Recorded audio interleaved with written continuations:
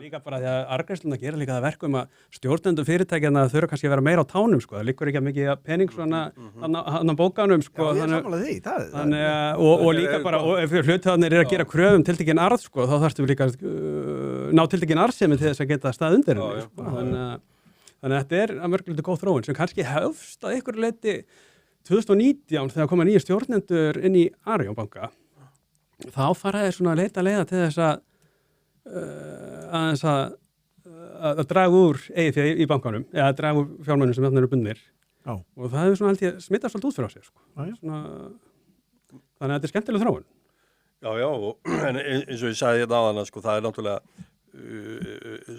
bankarnir eru með 50 milljarða af þessum 80. Já. Og svo til viðbótar þeir eru líka bara svo stórir. Já, það er ekki bara því að ef þú setur í samhengi sem hlutfall þá er þetta ekkert, sko. Ég meina þeir eru náttúrulega bara miklu stærri heldur en Sjóvá eða Brim eða hvað þetta allt saman er, sko. En svo kannski af því að við vorum áðan að tala hvað vekur athygli, menn þá verður þetta ekki að auka starfgreiðslur hjá öllum þessum félögum.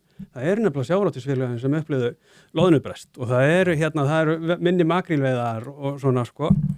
Og sem aftur þá smitast út frá Eimskip sem er að flytja fiskinn og svo minni bílumflutningur vegna svona aðstæða efnahagslífinu, sko. Já. Þannig að þarna eru nokkuð félög sem þeir eru þá bara arðgreiðslur og hagnaðir eru þá bara minnka. Þannig að það er ekki alltaf að vísa á róa, sko. Það er ekki bara upp.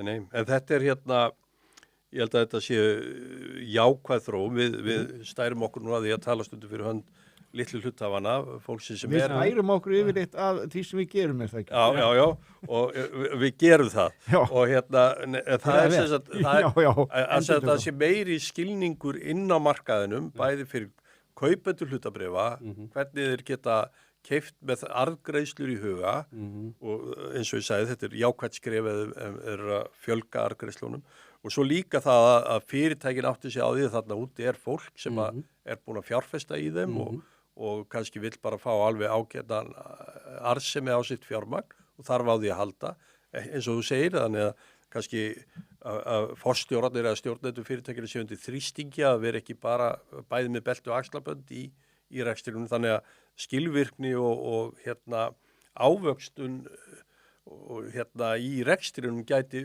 aukist í kjölfarið. Þetta veitir ákveð aðhald. Já, það er það.